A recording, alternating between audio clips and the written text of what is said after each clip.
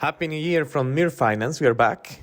It's been a while since we have posted. We had some personal commitments, but we are back. We're back and we're going to talk about how the electric vehicle trend and the electrification of everything, like this year, we're starting to listen that they want to ban gas stoves and change them for electric stoves.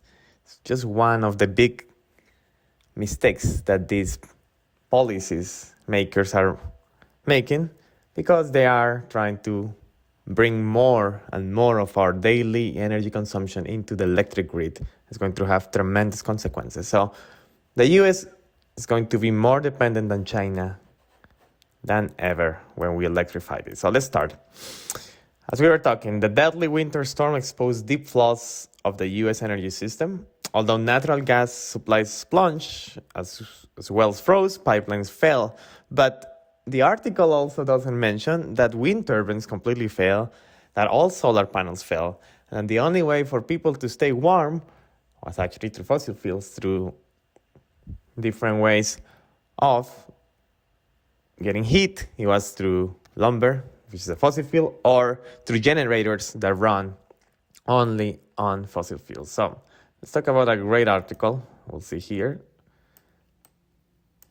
It says that rare air electrification mandates and energy security. So this guy, he says that when temperatures change, we will need 400 or 500 more in electricity. And this is the most important part. Rare earth minerals are a forced transition to clean energy are critical, constrained by many of the factors as fossil fuels. So as these raw materials are extracted and the strategic dominance of China increases, prices will have a premium that will impact consumer. Finding and developing supply chain alternatives will also bring increased energy expenditures necessary to secure the process that are rare minerals. So in theory, we just need to see how electrifying everything would make us highly dependent on China, because electrification requires tons of minerals, and to get the minerals, you need a lot of mining. And who has the mining, who has the minerals? Well, the Chinese have. And it's a great book also to read. I recommend to everyone. It's 1,000 Barrels and Oil. It's basically a book that tells how 1 barrel of oil makes up for almost 12 hours of a person's work, and how trying to electrify everything is basically requiring people to stop actually helping the economy, because they start working on mining all the components that will create energy. It doesn't make sense. When you already have the energy in gas, in oil, why then try to find other ways that also require, because to mine, you need oil, you need fossil fuels.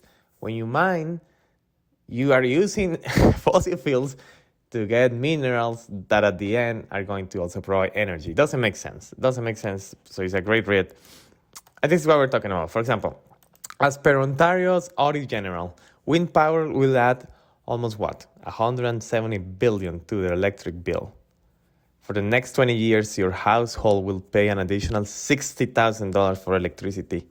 Every turbine destroys 3 acres of land, roughly 21,000 acres of farmland lost forever. And then we'll have supply chain issues in the food department. And look at this. Look at the amount of nuclear energy that can be produced, the output, compared to wind. There's no comparison. So imagine, currently, it's extremely expensive to get wind turbines and all the minerals, all the materials. And look at this, the red lines are the amount of energy, the output in megawatts that are generated per month. And look at nuclear energy. With no investment so far, the amount of energy that we get. There's a clear agenda against science. You cannot be stupid enough to try to force wind or all these alternative energies when they are not creating the same output at a different cost. As we can see also, demand for electricity in the US is expected to retreat during 2023 after an exceptional strong year of growth, almost 3%. But the increase of intermittent and seasonal capacity from renewables at the expense of detachable baseload capacity from fossil fuels should be concerning. should decrease the reliability and increase the cost of generation, especially during peaking power. This is the key element.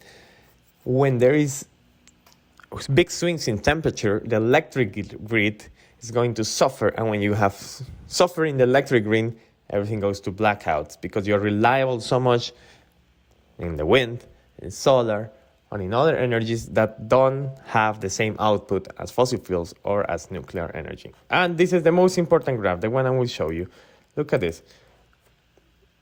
Chile, Indonesia, Congo, China, Australia, they control all the minerals that we need. And basically for rare earths, which is the minerals that we use in the electric grid, China controls about almost 60% of the market. So, and they also dominate the refining and processing of key metals. Look at China in copper, in nickel, in cobalt, in rare earth, and lithium. So one is the producer, right? Like Chile, they produce a lot of copper, but that's one thing. And it's the refining and processing of that raw material into actually a finished good. That's where China dominates in the processing. And that's why it's so scary that we're going to electrify everything, because China then will completely be the lord in this aspect. And look at this, an electric car vehicle requires at least 6 times more minerals than a conventional car. So it requires around 190 pounds of graphite, 130 of nickel, 90 of copper, 60 of cobalt, 30 of lithium. Here you can see the graph between the electric car and the conventional car. Actually, if you are trying to save the environment, don't buy an electric vehicle, because the amount of mining and the amount of pollution that you require to generate one of these electric vehicles doesn't compare to the conventional car. So, hope you enjoyed this video. Don't forget to subscribe and have a great week, everyone.